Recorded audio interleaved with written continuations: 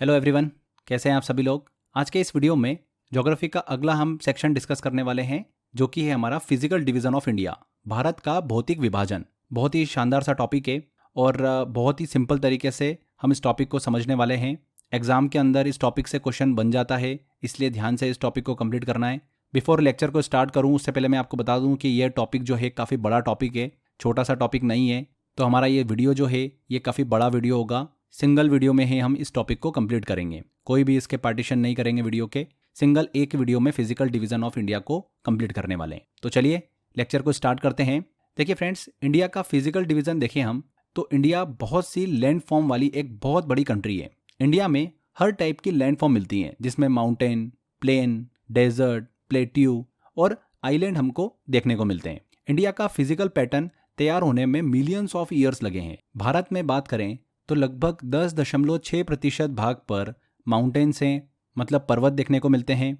18.5% area पर hills मतलब पहाड़ियां हैं। 27.7% भाग पर प्लेट्यू मतलब पठार हैं एंड 43.2% एरिया पर प्लेन्स मतलब मैदानी क्षेत्र हमको देखने को मिलता है। भारत में सबसे ज़्यादा जो एरिया है वो प्लेन्स का ही है, मैदान का ही है। कितना? 43.2%। तो ये एग्जाम के अंदर सीधे पूछ लेते हैं, इसलिए ध्यान रखिएगा। भारत को अगर हम देखिए फिजिकल डिवीजन के एस्पेक्ट से बात करें तो कुछ पार्ट में डिवाइड कर सकते हैं, जिससे हमको पढ़ना आसान होगा। सबसे पहला हम हिमालय की उत्पत्ति, ओरिजिन ऑफ हिमालय को लेकर डिस्कस करेंगे। सेकंड, द नॉर्थर्न प्लेन्स को लेकर डिस्कस करने वाले उत्तरी मैदान। तीसरा पार्ट हम डिस्कस करेंगे इसमें द पेनिसुलर प्लेट्यू, प्रायद्वीपीय पठार। चौथा पार्ट होगा हमारा द इंडियन डेजर्ट, भारतीय रेगिस्तान।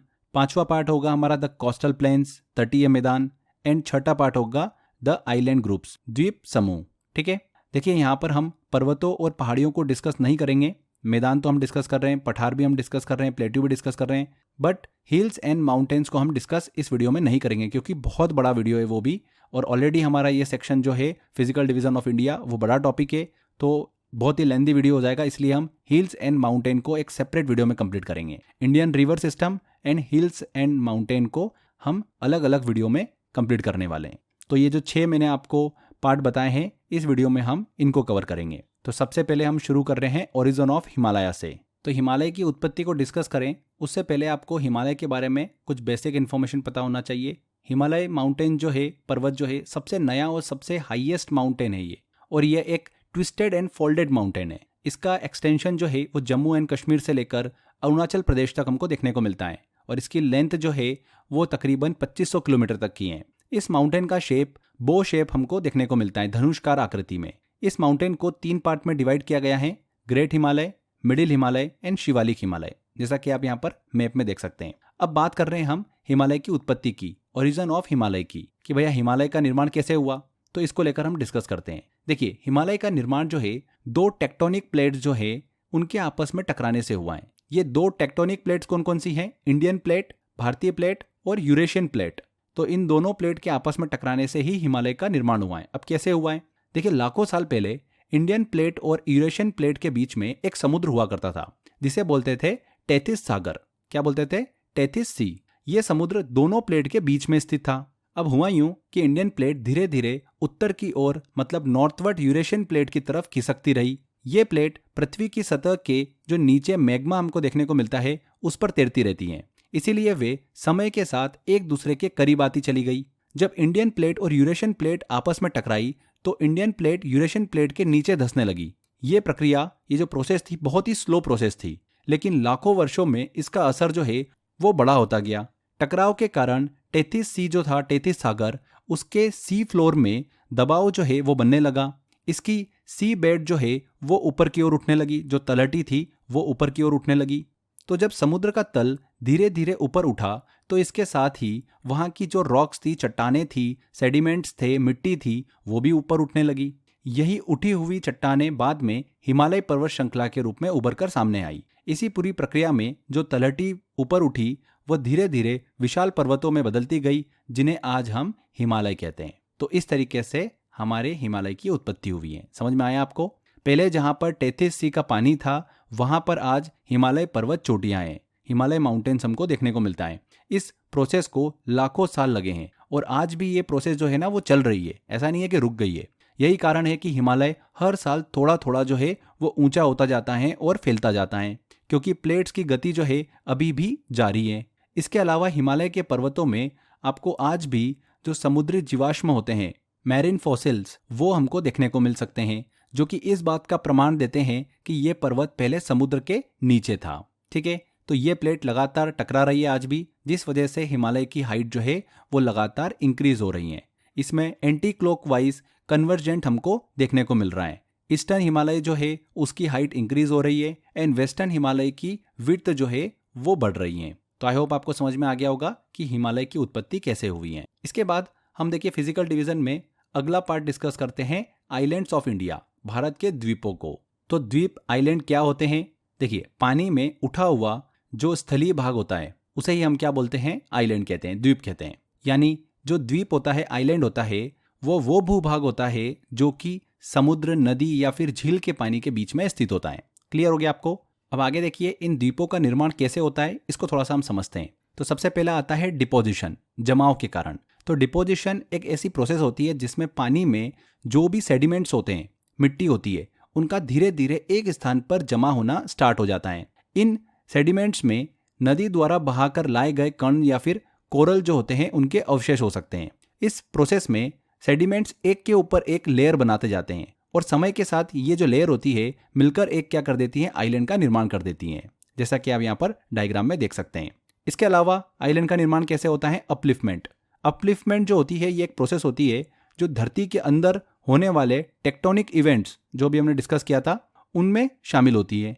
ये प्रोसेस तब होती है जब पृथ्वी की प्लेटें आपस में टकराती हैं और उस टकराव के कारण सरफेस जो होती है वो ऊपर की ओर उठ जाती हैं। इस उठाव से धरती का एक भाग ऊपर उठकर आइलैंड का निर्माण करता है और ये अक्सर भूकंप या फिर ज्वालामुखी जैसी जो वोल्केनो जैसी घटना होती है उनसे होता है।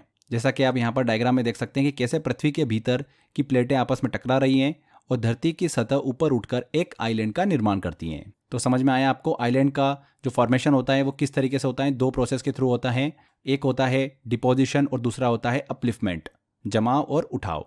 आगे देखिए, अब बात करते हैं कि आइलैंड जो होते हैं ये क्यों इंपॉर्टेंट होते हैं, इनकी इंपॉर्टेंस क्या है। तो ये डिफेंस पर्पस से, फिशिंग या फिर पेट्रोलियम एक्सट्रैक्शन, टूरिज्म, इनके लिए बहुत ही इंपॉर्टेंट होते हैं। इंडिया में लगभग 1000 से ज़्यादा आइलैंड हैं और इन्हें दो पार्ट में डिवाइड किया गया है। देखिए, पहला है बंगाल की खाड़ी और दूसरा है अरब सागर। तो बंगाल की खाड़ी की बात करें हम, बे ऑफ बंगाल की, तो यह हिमालय के फॉर्मेशन के टाइम पर उठे हुए द्वीप हैं, आइलैंड हैं। इसमें इंपॉर्टेंट अगर हम बात करें तो अंडमान निकोबार, व्हीलर द्वीप, पंबन द्वीप, गंगा सागर, न्यूमूर द्वीप, ये सभी हमको देखने को मिलते हैं। इनको भी अगर हम पढ़ें तो अंडमान निकोबार की सबसे पहले बात करते हैं तो ये इंडिया का एक यूनियन टेरिटरी है। अंडमान एवं निकोबार द्वीप 6 डिग्री 39 मिनट नॉर्थर्न लैटिट्यूड और 23.5 डिग्री 34 मिनट उत्तरी अक्षांशों के मध्य में स्थित हैं। इसका टोटल एरिया जो है अप्रॉक्सीमेट 8,249 वर्ग किलोमीटर है। इसकी कैपिटल क्या है? अंडमान निकोबार की पोर्ट ब्लेयर है, जो कि साउथ अंडमान में लोकेटेड है। यहाँ पर सेलुलर जेल भी स्थित है। अंडमान निकोबार की बात करें तो यहाँ पर फर्स्ट सेंसस जो है, जनगणना, वो 2011 में की गई थी, जहाँ पर हमको देखने को मिला था कि निग्रिटो जनजाति जो है वहाँ पर पाई जाती हैं अंडमान निकोबार में। ध्यान रखिएगा, अंडमान और निकोबार के बीच में जो चैनल है उसे क्या बोलते हैं? 10 डिग्री चैनल कहते हैं। 10 डिग्री चैनल से अंडमान और निकोबार अलग अलग हैं। यहाँ पर हमने चैनल की बात करी, तो चैनल क्या होते हैं? चैनल एक प्रकार का सी पैसेज होता है, समुद्री मार्ग होता है, जो कि दो भूमि वाले जो क्षेत्र होते हैं या फिर द्वीप होते हैं उनके बीच में स्थित होता है।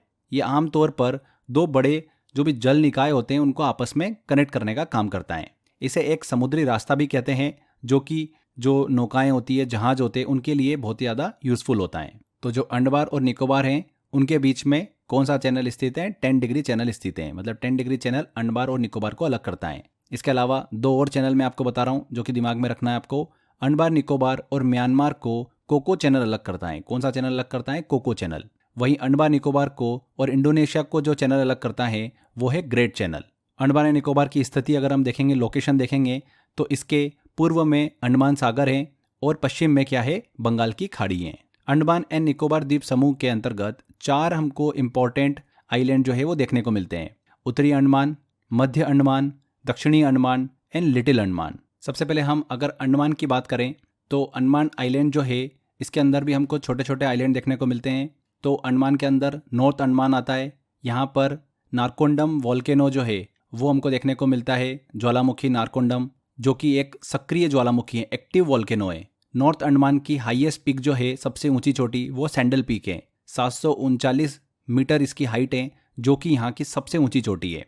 नॉर्थ अंडमान में सदाबहार वन जो है वो हमको देखने को मिलते हैं। मिडिल अंडमान की बात करें तो यहाँ की सर्वोच्च ऊंची चोटी जो है वो माउंट डियावोलो है, जिसकी ऊंचाई 295 मीटर है, जो कि इस क्षेत्र की सबसे ऊंची चोटी है। इसी मिडिल अंडमान पर बेरन द्वीप स्थित है, बेरन ज्वालामुखी, जो कि एक एक्टिव ज्वालामुखी है। इसके बाद साउथ अंडमान की बात करते हैं तो यहाँ पर कुछ द्वीप हमको देखने को मिलते हैं, जिनके नाम हैं Ross island, Havelock island and nil island. इन सब का नाम जो है अभी रिसेंटली चेंज किया गया है, तो आप ध्यान रखिएगा। रोस आइलैंड का नाम बदलकर बोस आइलैंड किया गया, हैवलॉक आइलैंड का नाम बदलकर Swaraj island and nil island का नाम बदलकर शहीद आइलैंड जो है वो किया गया। इसी साउथ अंडमान द्वीप के नीचे हमको लिटिल अंडमान देखने को मिलता है। South Andaman and little Andaman के बीच जो है, देखिए जो समुद्री मार्ग है उसे कहा जाता है डक्कन पास। क्या कहा जाता है? डक्कन पास कहा जाता है। ये जो लिटिल अंडमान है, इसी के नीचे निकोबार आइलैंड स्थित है, और निकोबार आइलैंड में भी छोटे छोटे अलग अलग द्वीप हमको देखने को मिलते हैं। लिटिल अंडमान और निकोबार को जो अलग करता है वो यही 10 डिग्री चैनल, जो कि अभी हमने थोड़ी देर पहले डिस्कस किया था। ठीक है, अब निकोबार आइलैंड के हम छोटे छोटे द्वीपों को डिस्कस करते हैं। इनमें जो पहला है वो है कार निकोबार। ये आइलैंड जो है निकोबार द्वीप समूह का एक प्रमुख हिस्सा है। इसमें लिटिल निकोबार भी आता है। यहाँ पर आदिवासी समूह मैन एथर ट्राइब जो है वो निवास करती हैं। इसके अलावा ग्रेट निकोबार भी आइलैंड हमको देखने को मिलता है। यहाँ पर भारत का सबसे दक्षिणी बिंदु इंदिरा पॉइंट जो है वो स्थित है, जो समुद्र के जल स्तर के सबसे नज़दीक है। तो ये हमने अंडमान एंड निकोबार आइलैंड जो है उसको अच्छे से डिटेल में डिस्कस किया है। इसके बाद अगला आइलैंड आता है हमारा गंगा सागर आइलैंड। बहुत ही इंपॉर्टेंट है, एग्जाम में पूछा जाता है। गंगा सागर आइलैंड जो है ये गंगा नदी के मुहाने पर बंगाल की खाड़ी जो बे ऑफ बंगाल है वहां पर स्थित है।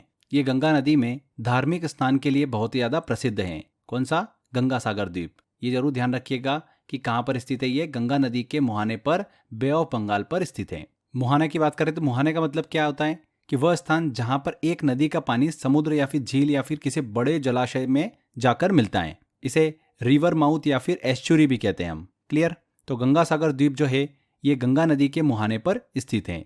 इसके बाद हम बात करते हैं न्यूमुर द्वीप की, न्यूमुर आइलैंड की। तो ये आइलैंड गंगा नदी के मुहाने मतलब रिवर माउथ पर स्थित था, जहां पर गंगा नदी का पानी बंगाल की खाड़ी बे ऑफ बंगाल से जाकर मिलता है। ये आइलैंड भारत और बांग्लादेश के बीच विवाद का कारण था, क्योंकि दोनों देश इस द्वीप पर, इस आइलैंड पर अधिकार जताते थे।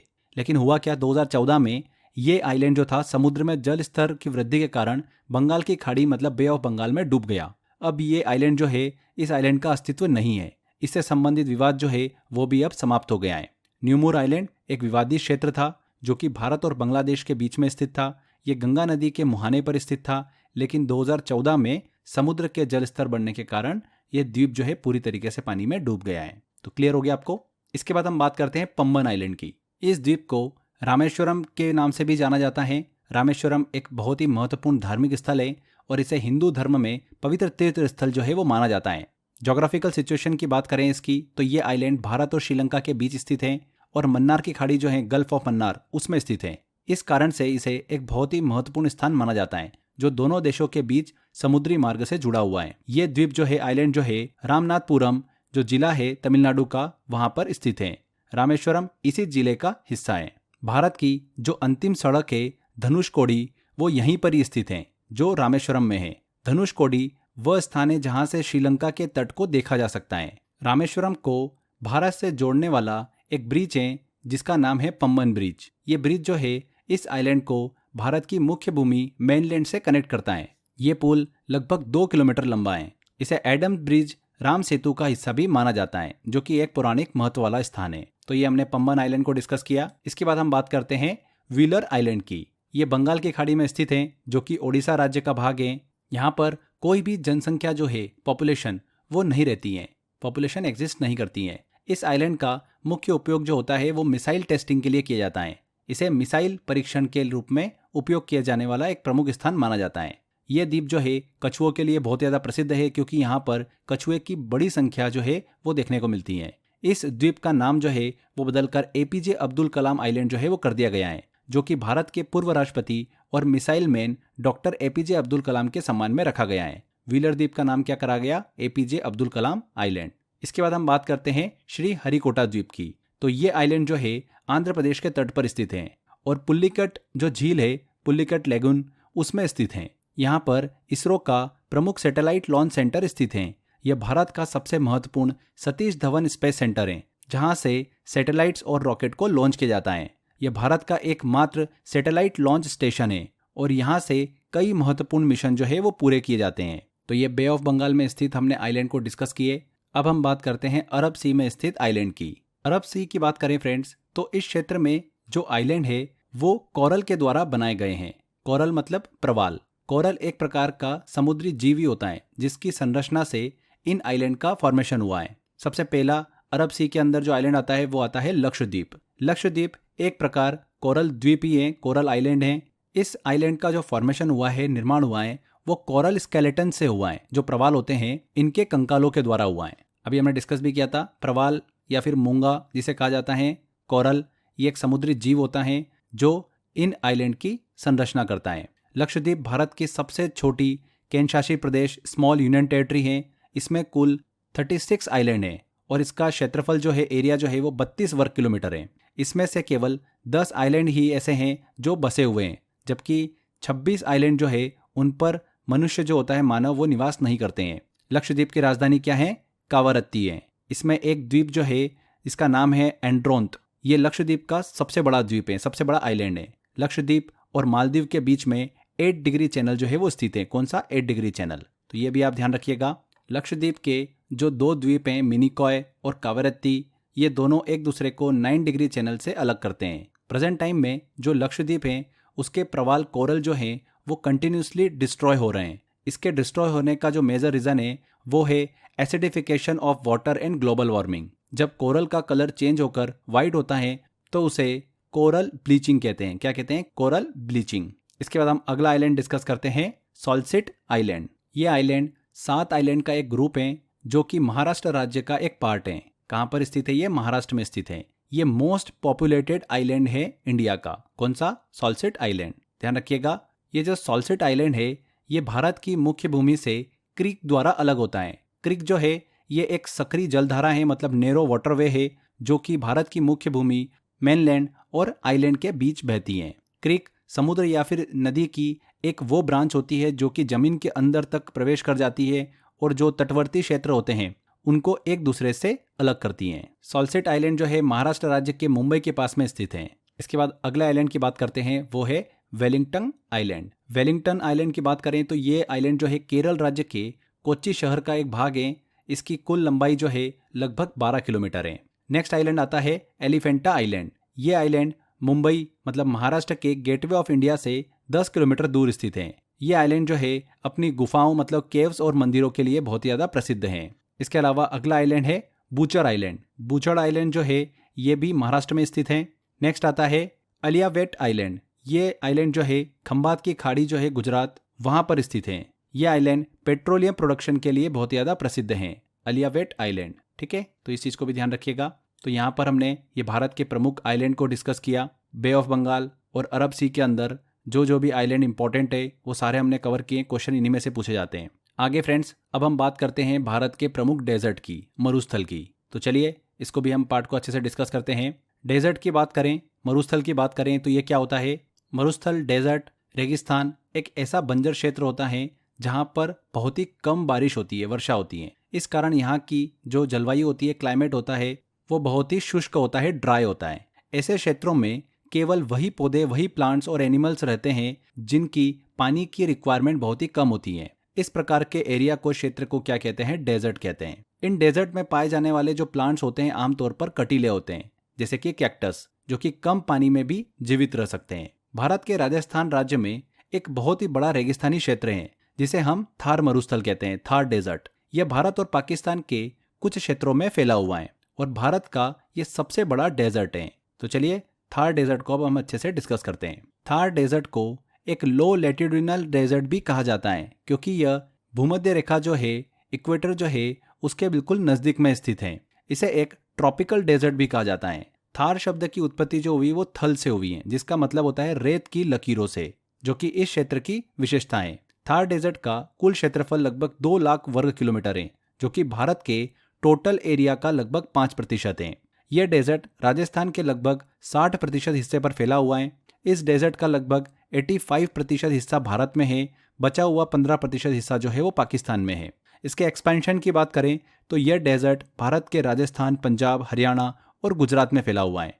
कच्छ का रण जो है वो भी इसी क्षेत्र का हिस्सा है। यहाँ के क्लाइमेट की बात करें तो इस क्षेत्र का जो मौसम होता है बहुत ही ड्राई होता है। यहाँ पर औसतन बारिश जो होती है वो लगभग 150 मिलीमीटर होती है, मतलब 15 सेंटीमीटर। मई और जून के महीने में टेम्परेचर सबसे ज़्यादा होता है, लगभग 50 डिग्री सेल्सियस। सर्दियों में यानी दिसंबर से लेकर जनवरी के बीच में तापमान यहाँ पर टेम्परेचर कम हो जाता है 5 डिग्री से 10 डिग्री तक। यहाँ पर अगर हम रिवर और वेजिटेशन की बात करें, वनस्पति की बात करें, तो यहाँ पर फ्रेंड्स लूनी नदी जो है वो इस क्षेत्र की प्रमुख नदी है, जिसका ओरिजिन उद्गम अरावली पर्वतमाला की पुष्कर घाटी से होता है। यह नदी पूरे साल बहती रहती है। इस नदी की खास बात यह है कि यह नदी जो है किसी भी समुद्र या फिर महासागर में नहीं गिरती हैं। तो ये एग्जाम के अंदर पूछा जाता है, इस पॉइंट को आप थोड़ा ध्यान रखिएगा। लूनी नदी जो है कच्छ के रन ऑफ कच्छ में पहुंचकर गायब हो जाती हैं। ये एक इनलैंड नदी है, एक इनलैंड रिवर है जो अपना पानी कच्छ के रन की खारे मैदानों में फैला देती है और वहां पर जाकर इसका पानी जो है वो सूख जाता है। कच्छ का रण एक बहुत ही खारा क्षेत्र है, इसलिए नदी का पानी समुद्र में नहीं मिल पाता है और वहां पर लुप्त हो जाता है। इसीलिए इसको ऐसा बोलते हैं कि लूनी नदी जो है वो रन ऑफ कच्छ में पहुंचकर गायब हो जाती है। यहाँ पर वेजिटेशन की बात करें तो इस एरिया में जो प्रमुख वनस्पतियां हैं उनमें गोंद, बबूल और खेजड़ी के पेड़ जो है वो शामिल हैं। इस एरिया की जल पूर्ति जो होती है वो इंदिरा गांधी नहर से की जाती है, जिससे राजस्थान के 650 वर्ग किलोमीटर क्षेत्र में सिंचाई की जाती है। यहाँ की सॉइल की बात करें तो इस क्षेत्र की मिट्टी में कैल्शियम की अधिकता है, जिससे यह भूमि जो है बंजर बन जाती है और खेती के लिए उपयोग नहीं होती हैं। थार डेजर्ट के प्रमुख शहरों में अगर हम बात करें तो जैसलमेर, बाड़मेर, जोधपुर और बीकानेर शामिल हैं। इस एरिया में कुछ मेजर लेक्स भी हमको देखने को मिलते हैं, जैसे कि सांबर लेक, कुचामन झील, पचपदा झील, फलोदी झील और लूनकरनसर झील। तो ये हमने भारत के डेजर्ट को डिस्कस किया, थार मरुस्थल को डिस्कस किया। आगे अब हम बात करते हैं प्लेट्यू की, पठार की। तो प्लेट्यू क्या होता है? एक हाई, वाइड और फ्लैट लैंड का वो पार्ट होता है जो कि माउंटेन की तरह ही हाइटेड होता है पर ऊपर से फ्लैट होता है। इसे हम टेबल जैसी हाइटेड लैंड भी कह सकते हैं। आसान भाषा में समझें तो माउंटेन से नीचे और प्लेन से ऊपर उठा हुआ लैंड क्या कहलाता है? प्लेट्यू कहलाता है। प्लेट्यू में मिनरल डिपॉजिट होते हैं, बहुत सारे मिनरल जो है वो पाए जाते हैं। कैरेक्टरिस्टिक्स के बेसिस पर प्लेट्यू को 3 भागों में डिवाइड किया जाता है। पहला होता है इंटर माउंटेन प्लेट्यू, अंत पर्वतीय पठार। चारों तरफ से हाई रेंज से घिरे प्लेट्यू को क्या कहते हैं? इंटर माउंटेन प्लेट्यू कहते हैं। दूसरा होता है वॉल्केनिक प्लेट्यू। वॉल्केनो से निकलने वाले लावा जो होता है उसकी वजह से इन प्लेट्यू का फॉर्मेशन होता है। इसमें लेयर्स पाई जाती है, साथ ही में इसमें बेसॉल्ट रॉक जो है वो भी देखने को मिलती है और यहीं से ब्लैक सॉइल जो है वो प्राप्त होती है। तीसरा इसका डिवीजन आता है डिसेक्टेड प्लेट्यू। इसका मतलब है कि ऐसा पठार, ऐसा प्लेट्यू जो कि ज्योग्राफिकल एक्टिविटी के कारण कई हिस्सों में बढ़ जाता है। इस तरीके के प्लेट्यू का फॉर्मेशन तब होता है जब अर्थ की परत जो होती है, अर्थ लेयर, उसमें ऊपर की ओर गति होती है, जो कि मुख्य रूप से टेक्टोनिक प्लेट्स के टकराने के कारण होती हैं। तो कैरेक्टरिस्टिक्स के बेसिस पर हमने 3 पार्ट में प्लेट्यू को डिवाइड किया है, division of plateau on the basis of characteristics. चलिए अब आगे हम बात करते हैं भारत के अलग अलग प्लेट्यू की, पठारों की। तो 9 प्लेट्यू ऐसे हैं जिनको हमको पढ़ना है, जिनके बारे में हमको स्टडी करना है। सबसे पहला आता है हमारा, उसमें लद्दाख प्लेट्यू। तो ये भारत का सबसे हाइटेड प्लेट्यू है, पठार है। यह प्लेट्यू जम्मू कश्मीर राज्य के ईस्ट में लोकेटेड है। यह सबसे ड्राई प्लेट्यू है। इसका मतलब यह है कि यहाँ पर बहुत कम वर्षा होती है और एनवायरनमेंट काफ़ी ज़्यादा सूखा होता है। इसकी हाइट समुद्र तल से, सी लेवल से काफ़ी अधिक है, जिससे यहाँ का टेम्परेचर भी ठंडा रहता है, खास करके विंटर में। नेक्स्ट आता है बुंदेलखंड का पठार, बुंदेलखंड प्लेट्यू। यह प्लेट्यू एमपी और यूपी में फैला हुआ है। इस प्लेट्यू का फॉर्मेशन ग्रेफाइट और नाइस रॉक से हुआ है। नाइस रॉक एक प्रकार की मेटामॉर्फिक चट्टानी है। इस पठार की, इस प्लेट्यू की हाईएस्ट पीक जो है वो है सिद्ध बाबा की पीक, 1172 मीटर इसकी ऊंचाई है। नदियों की बात करें तो सिंध, केन, बेतवा, धसाना ऐसे रिवर जो है यहाँ पर बहती हैं। मिट्टी की बात करें तो यहाँ पर लाल, काली और दोमट मिट्टी जो है वो पाई जाती है। क्रॉप्स की बात करें, फसलों की बात करें तो ज्वार, गेहूं, सरसों और तिल की फसल जो है वो यहाँ पर की जाती है। यह प्लेट्यू ट्रॉपिक ऑफ कैंसर के पास होने के कारण यहाँ पर गर्मी में अधिक गर्मी और ठंड में अधिक ठंड पड़ती है। इसके बाद हम बात करते हैं बघेलखंड का पठार, बघेलखंड प्लेट्यू की। तो यह प्लेट्यू एमपी और यूपी में फैला हुआ है और इस प्लेट्यू में केन रिवर फ्लो करती है, जो केन नदी है ना वो बहती है। नेक्स्ट आता है मालवा का पठार। यहाँ से एग्जाम में क्वेश्चन बनता है, ध्यान से देखिएगा इसको। इस प्लेट्यू का फॉर्मेशन लावा से बनी बेसाल्ट रॉक से हुआ है और यह प्लेट्यू एमपी और राजस्थान में फैला हुआ है। इस प्लेट्यू में ग्रेनाइट रॉक जो है वो पाई जाती है और यह पठार काली मिट्टी का मेन सोर्स है। कौन सा? मालवा का पठार। यहाँ पर नदियों की बात करें तो चंबल, बेतवा, काली सिंध, पार्वती ये नदियाँ बहती हैं। इसमें जो चंबल नदी है वो मृदा अपर्दन मतलब सॉइल इरोजन करने के लिए बहुत ही ज़्यादा प्रसिद्ध नदी है। हमने सॉइल इरोजन सॉइल वाले टॉपिक में अच्छे से पढ़ रखा है। हम क्रॉप्स की बात करें, फसल की बात करें तो कपास, कॉटन जो है, गेहूं, सोयाबीन, आलू इनकी खेती की जाती है। यहाँ की हाईएस्ट पीक की बात करें तो वो है सिगार, 881 मीटर ये ऊंची है, जो कि विंध्याचल हिल में स्थित है। मालवा पठार में कुछ जगह जो है वो एरोडेड एरिया के रूप में जानी जाती हैं, जिन्हें बीहड़ कहा जाता है। बीहड़ उन इलाकों को कहा जाता है जहां पर जमीन का इरोजन जो है, कटाव, वो बहुत ही अधिक हो चुका है। मतलब इस क्षेत्र में गहरी खाइयां जो है वो बहुत ही ज्यादा मात्रा में देखने को मिलती हैं। दोस्तों, काहियान चीन का एक प्रसिद्ध यात्री मतलब ट्रेवलर था, जिसने भारत की यात्रा के दौरान जो मालवा क्षेत्र है, मालवा प्लेट्यू है, उसका दौरा किया था। इसने अपनी यात्रा के दौरान काहियान ने मालवा के क्लाइमेट, जलवायु को सबसे बेहद अनुकूल और आरामदायक बताया। उन्होंने मालवा प्लेट्यू की जलवायु को, क्लाइमेट को वर्ल्ड का बेस्ट क्लाइमेट यानी दुनिया की सबसे बेहतरीन जलवायु कहा है। तो ये चीज़ आप ध्यान रखिएगा। इसके बाद आगे बढ़ते हैं, अगला प्लेट्यू डिस्कस करते हैं हम, मेवाड़ का पठार, मेवाड़ प्लेट्यू। ये प्लेट्यू देश के राजस्थान स्टेट में लोकेटेड हैं और इस प्लेट्यू में कॉपर और सिल्वर का भंडार जो है वो पाया जाता है। अगला आता है दक्कन प्लेट्यू, बहुत ही इंपॉर्टेंट है, एग्जाम में भर भर के क्वेश्चन पूछते हैं यहाँ से। ये इंडिया का सबसे बड़ा प्लेट्यू है, the largest plateau of India, जो कि विंध्याचल के साउथ में लोकेटेड है। इस प्लेट्यू को 3 पार्ट में डिवाइड किया गया है, दक्कन ट्रेप, कर्नाटक प्लेट्यू और प्लेट्यू ऑफ आंध्र प्रदेश। इस प्लेट्यू का फॉर्मेशन बेसॉल्ट से फॉर्म्ड इग्नियस रॉक से हुआ है। इस प्लेट्यू का एक्सपांशन नॉर्थ में सतपुरा माउंटेन से लेकर 8 स्टेट में और साउथ में नीलगिरी माउंटेन्स तक फैला हुआ है। इस प्लेट्यू में लोकेटेड अगर कुछ हिल्स की बात करें, पहाड़ियों की बात करें तो सतमाला पहाड़ी, अजंता पहाड़ी, बालाघाट पहाड़ी और हरिश्चंद्र पहाड़ी जो है वो स्थित हैं। ये प्लेट्यू बेसॉल्ट रॉक से बने होने की वजह से यहाँ पर ब्लैक सॉइल जो है वो अधिकता में पाई जाती हैं। चलिए, इस प्लेट्यू के हमने 3 पार्ट डिस्कस करे थे, दक्कन ट्रेप, कर्नाटक प्लेट्यू और प्लेट्यू ऑफ आंध्र प्रदेश। इन तीनों को हम एक एक करके डिस्कस करते हैं। अब दक्कन ट्रेप की बात करें तो इस दक्कन ट्रेप को महाराष्ट्र का पठार, प्लेट्यू ऑफ महाराष्ट्र भी कहते हैं। इसका फॉर्मेशन बेसॉल्ट रॉक के लावा शेल से हुआ है। इसमें ब्लैक सॉइल मतलब काली मिट्टी की अधिकता पाई जाती है। यहाँ पर कौन कौन सी फसल होती है? कपास, कॉटन, गन्ना, तिलहन, दलहन, मूंगफली, ये मेजर क्रॉप्स जो है वो देखने को मिलती है। नदियों की बात करें तो गोदावरी, भीमा, कृष्णा, यहाँ पर नदियाँ बहती है। नागपुर, नासिक, पुणे ये सभी इसी प्लेट्यू में लोकेटेड सिटी हैं। इस प्लेट्यू की हाईएस्ट पीक कौन सी है? कलसूबाई, 1646 मीटर इसकी ऊंचाई है, जो कि हरिश्चंद्र हिल का एक पार्ट है। अगला आता है हमारा कर्नाटक का पठार, Karnataka plateau. Karnataka plateau India के साउथर्न पार्ट में लोकेटेड एक इंपॉर्टेंट प्लेट्यू है, जो कि मिनरल रिसोर्सेज से समृद्ध हैं। मतलब यहाँ पर अधिकता में मिनरल्स पाए जाते हैं। यहाँ की लैंड फार्मिंग और माइनिंग के लिए कन्वीनियंट मानी जाती हैं। यह प्लेट्यू वेस्टर्न घाट और ईस्टर्न घाट के बीच फैला हुआ है। कौन कौन से मिनरल्स देखने को मिलते हैं इस प्लेट्यू में? लोहा, तांबा, सोना, मैग्नीज, इनका भंडार यहाँ पर पाया जाता है। फसलों की बात करें तो कपास, गन्ना, चाय, कॉफी, यहाँ पर देखिए मेजर क्रॉप्स हैं। नदियों की बात करें तो शरावती, तुंगभद्र, कावेरी, ये नदियाँ जो है इस प्लेट्यू में, इस पठार में बहती हैं।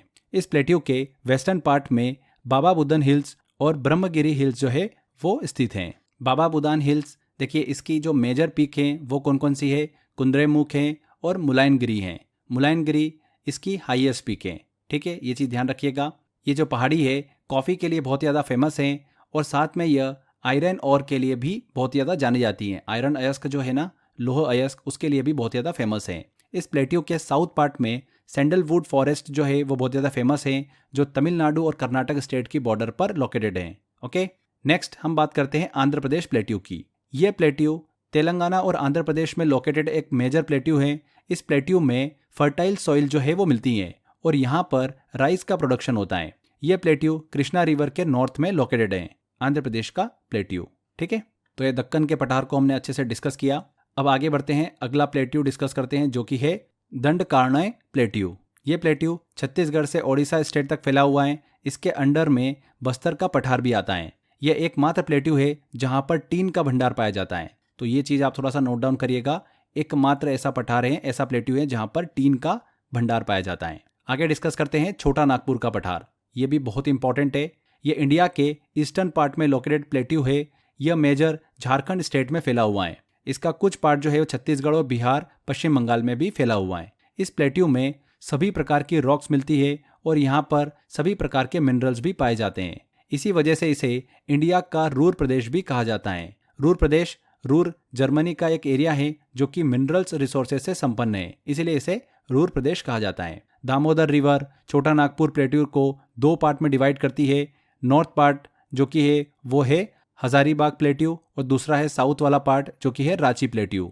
इसी रांची प्लेट्यू से स्वर्णरेखा नदी जो है वो निकलती है। ये एग्जाम के अंदर रिसेंटली पूछा गया था। इस पठार की हाईएस्ट पीक जो है वो कौन सी है? पार्सनाथ है, जो कि 1365 मीटर ऊंची है। रांची और जमशेदपुर 2 जो सिटी है वो इसी प्लेट्यू में लोकेटेड है। प्रसिद्ध जादूगोड़ा की खान जो है वो छोटा नागपुर पठार में ही स्थित है, जो कि भारत की प्रमुख यूरेनियम खान है, यूरेनियम माइन है। यहाँ से यूरेनियम का खनन जो है वो किया जाता है। इसके बाद हम अगला और आखिरी प्लेट्यू डिस्कस करते हैं जो कि है शिलोंग का पठार, शिलोंग प्लेट्यू। इसे मेघालय प्लेट्यू भी कहते हैं। इसका एक्सपेंशन मेघालय और असम राज्य में है। इस प्लेट्यू की मेजर हिल्स कौन सी है? गारो, खासी, जयंतिया, जो कि मेघालय राज्य में लोकेटेड है। जो खासी पहाड़ी है वो मेघालय की राजधानी शिलोंग में लोकेटेड है। अगर हम इस पठार की सबसे हाईएस्ट पीक की बात करें, सबसे सर्वोच्च चोटी की बात करें, तो वो है नोकरेक, जो कि 1412 मीटर ऊंची है। तो यहाँ पर हमने ये भारत के सभी पठार मतलब प्लेट्यू को डिस्कस किया। जितनी भी मैंने आपसे इन्फॉर्मेशन शेयर करी है, जितनी भी आपको मैंने इन्फॉर्मेशन बताई है, ये सफिशिएंट है। आई होप आपको समझ में आ गया होगा सारा अच्छे से। चलिए अब हम बात करते हैं northern plains and coastal plains की, मतलब मैदानी क्षेत्र की। मैदानी क्षेत्र ऐसा एरिया है जो कि भारत के सबसे ज़्यादा एरिया पर फैला हुआ है। लगभग 43.2% एरिया पर मैदानी क्षेत्र जो है वो फैला हुआ है। एक एक करके डिस्कस करेंगे नॉर्थर्न प्लेन्स और कोस्टल प्लेन्स को। सबसे पहले हम उत्तर के मैदान को डिस्कस करते हैं, नॉर्थर्न प्लेन्स को। तो friends, northern plain Shivalik range के साउथ में लोकेटेड है और इस प्लेन का, इस मैदान का फॉर्मेशन गंगा, सिंधु और ब्रह्मपुत्रा और इनकी ट्रिब्यूटरीज रिवर के द्वारा बहाकर लाए गए एल्यूवियम डिपॉजिट से हुआ है। जो जलोढ़ मिट्टी है उससे इनका निर्माण हुआ है। एल्यूवियम डिपॉजिट क्या होता है? जब नदियाँ या फिर कोई जो जल के सोर्स होते हैं वो अपने साथ बहाकर लाए हुए कण जो होते हैं, जैसे कि बालू, मिट्टी, उनको किसी स्थान पर जमा कर देते हैं, तो उसे ही हम क्या बोलते हैं? एल्यूवियल डिपॉजिट्स कहते हैं। ये खास कर नदियों के किनारे के क्षेत्र में होते हैं और ये जमीन जो होती है खेती के लिए बहुत ही उपजाऊ होती है। ठीक है, नॉर्थर्न प्लेन की बात करें फ्रेंड्स तो 7.5 लाख वर्ग किलोमीटर में ये एरिया फैला हुआ है और इसकी लेंथ जो है ईस्ट टू वेस्ट तक लगभग अप्रॉक्सीमेट 3200 किलोमीटर है। इस नॉर्थर्न प्लेन की सी लेवल से हाइट कम होने के कारण यहाँ पर रिवर की स्पीड स्लो हो जाती है, जिस वजह से रिवर अपने साथ लाए गए सेडिमेंट्स को यहाँ पर जमा करती हैं। सेडिमेंट्स की बात करें फ्रेंड्स तो इस सेडिमेंट में बहुत ज़्यादा क्वालिटी में लाइम, पोटाश और फास्फोरस मिलता है और इसी कारण से यह इंडिया का सबसे ज़्यादा फर्टाइल एरिया है। यहाँ पर फ्रेंड्स पॉपुलेशन डेंसिटी भी ज़्यादा है और क्रॉप प्रोडक्शन भी बहुत ज़्यादा होता है। इस नॉर्थर्न प्लेन का एक्सपांशन पंजाब, हरियाणा, उत्तर प्रदेश, बिहार, झारखंड, असम और पश्चिम बंगाल में। नॉर्थर्न प्लेन्स को 5 पार्ट में डिवाइड किया गया है: भाबर, तराई, बांगर, खादर और डेल्टा।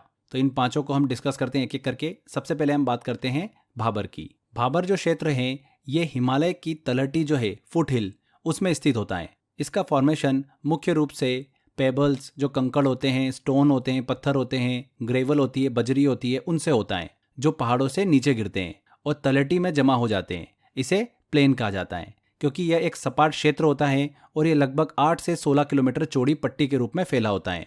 भाबर क्षेत्र जो है इंडस रिवर से लेकर तीस्ता नदी जो है वहां तक फैला है, जो उत्तर भारत और हिमालय के तलहटी क्षेत्रों में पाया जाता है। इस क्षेत्र की खास बात यह है कि यहाँ की नदियाँ पत्थरों और बजरी के नीचे बहती हैं और यह भारी रूप से दिखाई नहीं देती है। जब ये नदियाँ आगे बढ़ती है तो वे अदृश्य हो जाती है। इसका मतलब यह है कि यहाँ की नदियाँ जमीन के अंदर बहती हैं और इसे एक परिवाहक क्षेत्र माना जाता है। भाबर क्षेत्र की जो मिट्टी होती है वो एग्रीकल्चर कृषि के लिए बहुत ही उपयुक्त नहीं होती है, क्योंकि यह अत्यधिक पथरीली होती हैं। इसीलिए इस क्षेत्र में खेती जो होती है, फार्मिंग जो होती है वो नहीं होती है और इसे बंजर भूमि माना जाता है। इसके बाद हम बात करते हैं तराई रीजन की। तो नमी युक्त दलदली एरिया को तराई रीजन कहा जाता है। ऐसे रीजन पर पानी जो होता है वो लंबे समय तक भरा रहता है, इसीलिए यह वेट एरिया होता है। ऐसे रीजन में मलेरिया जैसी डिसीज जो होती है वो सबसे ज़्यादा होती हैं और यह एरिया ज़्यादातर नेपाल बॉर्डर पर मिलता है। इस रीजन पर सबसे अच्छी फार्मिंग मखाने, जूट, गन्ने और धान की होती हैं। ऐसे दलदली एरिया में डिफरेंट टाइप के क्रिएचर्स भी मिलते हैं, जैसे कि रेंगने वाले जीव, रेप्टाइल्स और विषैले कीट जैसे कि अजगर और मगरमच्छ। ठीक है, तो ये तराई रीजन समझ में आया आपको। दलदली एरिया होता है उसी को तराई रीजन कहा जाता है। इसके बाद हम बात करते हैं बांगर रीजन की। तो ये एरिया फ्लड एरिया से अधिक हाइट पर होता है और इस रीजन में बाढ़ जो है वो नहीं आती है। इसी वजह से यहाँ पर पुरानी मिट्टी जो होती है, ओल्ड सॉइल, वो पाई जाती है। ओल्ड सॉइल की वजह से यह उपजाऊपन जो है, फर्टिलिटी यहाँ पर कम होती है। ऐसे ड्राई एरिया में सॉइल को रे कहा जाता है और इन मैदानी भागों में जो प्लेन्स होते हैं उनमें कैल्शियम कार्बोनेट के नोडल्स जो है वो पाए जाते हैं और इन्हीं को कंकड़ कहते हैं।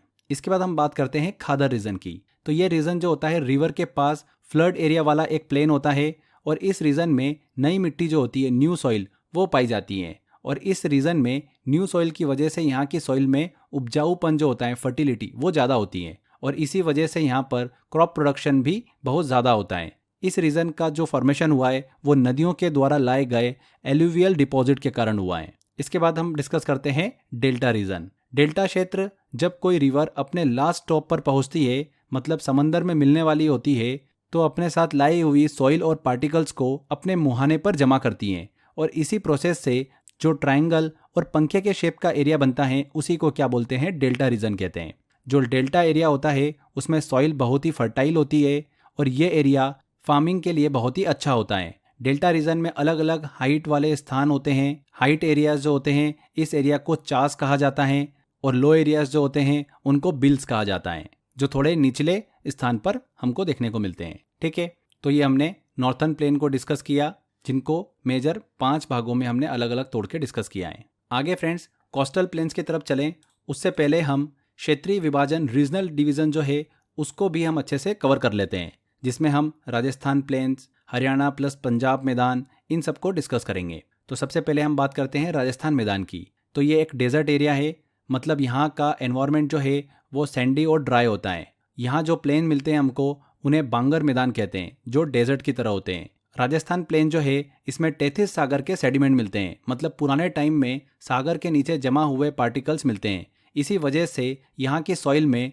सॉल्ट की क्वालिटी ज़्यादा होती है, जिसकी वजह से इसे खारी मिट्टी, सॉल्टी सॉइल कहा जाता है। और यहाँ पर खारी झीलें जो है, सॉल्टी लेक, वो भी मिलती हैं। यहाँ की सॉइल में सूखा सहने की कैपेसिटी होती है, इसलिए यहाँ पर मोटे अनाज की खेती होती है, जैसे कि सरसों, चना, मटर, जौ, बाजरा, इन सब की। इस एरिया में कुछ मेजर रिवर्स फ्लो करती है, जैसे कि लूनी नदी, बवास नदी, चंबल नदी और माही नदी। इसके बाद हम बात करते हैं हरियाणा और पंजाब मैदान की। तो इस प्लेन में रावी प्लस ब्यास और सतलज रिवर के प्लेन मिलते हैं, मतलब मैदान मिलते हैं। और इस एरिया की सॉइल में उपजाऊपन जो है बहुत ही ज़्यादा होता है। लेकिन इन प्लेन में जो अति सिंचाई है, मतलब ओवर इरिगेशन, यहाँ पर एक प्रॉब्लम का कारण है। नेक्स्ट आता है हमारा असम प्लेन। तो ये मैदान ब्रह्मपुत्र रिवर बनाती है और इस एरिया में जो फ्लड है वो बहुत ही बड़ी प्रॉब्लम है असम मैदान की। नेक्स्ट आता है गंगा के मैदान, प्लेन्स ऑफ गंगा। तो यह प्लेन्स नॉर्थर्न इंडिया में लोकेटेड है।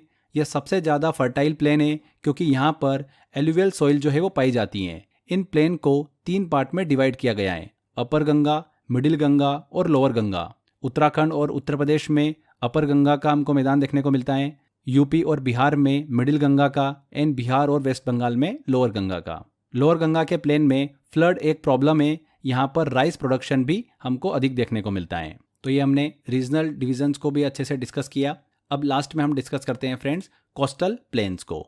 तो देखिए, कोस्टल प्लेन मतलब तटीय मैदान, वे फ्लैट लैंड का पार्ट होते हैं जो सी के बिल्कुल किनारे होते हैं। ये प्लेन्स, ये मैदान समुद्र और बाकी लैंड के बीच एक पार्ट होते हैं और इनकी हाइट कम होती है, मतलब ये लैंड जो होते हैं सी के करीब और लोअर पार्ट में होते हैं। वेस्ट में यह प्लेन नैरो और कटा छटा है, जबकि ईस्ट में यह ब्रॉड है और प्लेन है। ये कोस्टल प्लेन वेस्ट में अरेबियन सी से लेकर ईस्ट में बे ऑफ बंगाल तक फैला हुआ है। तो दो पार्ट में हम इसको डिस्कस करेंगे, वेस्ट कोस्टल, ईस्ट कोस्टल, पश्चिमी तट और पूर्वी तट। सबसे पहले हम पश्चिमी तट की बात करते हैं, वेस्ट कोस्टल की बात करते हैं। तो इस वेस्ट कोस्टल प्लेन का एक्सपांशन जो है वो गुजरात से लेकर कन्याकुमारी तक है। गुजरात से लेकर गोवा तक के तट को कोंकण तट कहते हैं और इसकी लंबाई जो है वो 530 किलोमीटर है। गोवा से लेकर मैंगलोर तक का जो तट है उसको बोलते हैं कर्नाटक तट और इसकी लंबाई है 525 किलोमीटर। मैंगलोर से लेकर कन्याकुमारी तक के तट को मालाबार तट कहते हैं और इसकी लंबाई है 550 किलोमीटर। मालाबार तट जो है फ्रेंड्स, इस कोस्ट में लेगून लेक जो है वो देखने को मिलती है, जैसे कि बेम्बनाद लेक, अस्तामुदी लेक, ये हमको देखने को मिलती है। केरला में जो लेगून लेक है उसे कयाल कहते हैं। क्या कहते हैं? कयाल। ये एग्जाम में पूछा गया था। आगे हम अब ईस्ट कोस्टल की बात करते हैं, पूर्वी तट की। तो ईस्ट कोस्टल प्लेन का एक्सपांशन जो है वो ओडिशा और वेस्ट बंगाल से लेकर कन्याकुमारी तक है। इस प्लेन का फॉर्मेशन रिवर डेल्टा एरिया से मिलकर हुआ है। पूर्वी तट में हम बात करें तो कन्याकुमारी से लेकर आंध्र प्रदेश तक के तट को कोरोमंडल तट कहते हैं और आंध्र प्रदेश से लेकर ओडिशा तक के तट को उत्तरी सरकार तट, नॉर्थर्न सरकार कोस्ट कहते हैं। ठीक है, तो ये हमने कोस्टल प्लेन्स को भी अच्छे से डिस्कस किया। यहाँ पर जो पश्चिमी तट हमने डिस्कस किया था उसमें हमने गुजरात से लेकर गोवा तक के पूरे तट को क्या बोला था? कोंकण तट बोला था। उसमें गुजरात से लेकर दमन तक के तट को काठियावाड़ तट कहते हैं। तो ये चीज़ आप थोड़ा सा दिमाग में रखिएगा। तो यहाँ पर फ्रेंड्स हमारा ये टॉपिक कंप्लीट होता है। भारत का हमने भौगोलिक विभाजन अच्छे से डिस्कस किया, फिजिकल डिवीजन ऑफ इंडिया। चलिए कुछ क्वेश्चंस की तरफ चलते हैं हम कि इस टॉपिक से एग्जाम के अंदर कैसे क्वेश्चन हमको देखने को मिलते हैं। आपको भी आइडिया लगेगा कि कैसे क्वेश्चन इस टॉपिक से बनते हैं। भारत का एकमात्र उपग्रह प्रक्षेपण केंद्र, सैटेलाइट लॉन्च स्टेशन जो है वो कहाँ पर स्थित है? तो कहाँ पर स्थित है? श्री हरिकोटा। हमने डिस्कस किया था इसको जब आइलैंड हम डिस्कस कर रहे थे, तो डी आंसर बिल्कुल सही होगा। इनमें से कौन सा पठार प्लेट्यू लावा द्वारा निर्मित संरचना है? तो मालवा का पठार और डक्कन ट्रेप, ये लावा द्वारा निर्मित संरचना है। सी आंसर सही होगा, दोनों, बोथ। न्यूमुर द्वीप कहाँ पर स्थित है? न्यूमुर द्वीप जो है ये बंगाल की खाड़ी में स्थित है। हालांकि अब तो ये डूब चुका है, बट कहाँ पर स्थित है? बंगाल की खाड़ी में। भारत का रूर प्रदेश कहा जाता है, किसे कहा जाता है? छोटा नागपुर को भारत का रूर प्रदेश कहा जाता है। तो फ्रेंड्स यहाँ पर देखिए, आपको समझ में आया होगा कि किस तरीके से क्वेश्चन बनते हैं। मैंने टेस्ट वाले सेक्शन में और भी क्वेश्चंस दे रखे हैं, तो अच्छे से टेस्ट की प्रैक्टिस लगाइए, बार बार टेस्ट के क्वेश्चन जो है वो सॉल्व करिए। 100% इस टॉपिक से एग्जाम के अंदर क्वेश्चन आएगा, आप बिल्कुल सही करके आओगे। तो ये सेशन हमारा यहाँ पे कंप्लीट होता है। अच्छे से मेहनत करते रहिए, मिलते हैं अगले वीडियो में। Till then, bye bye.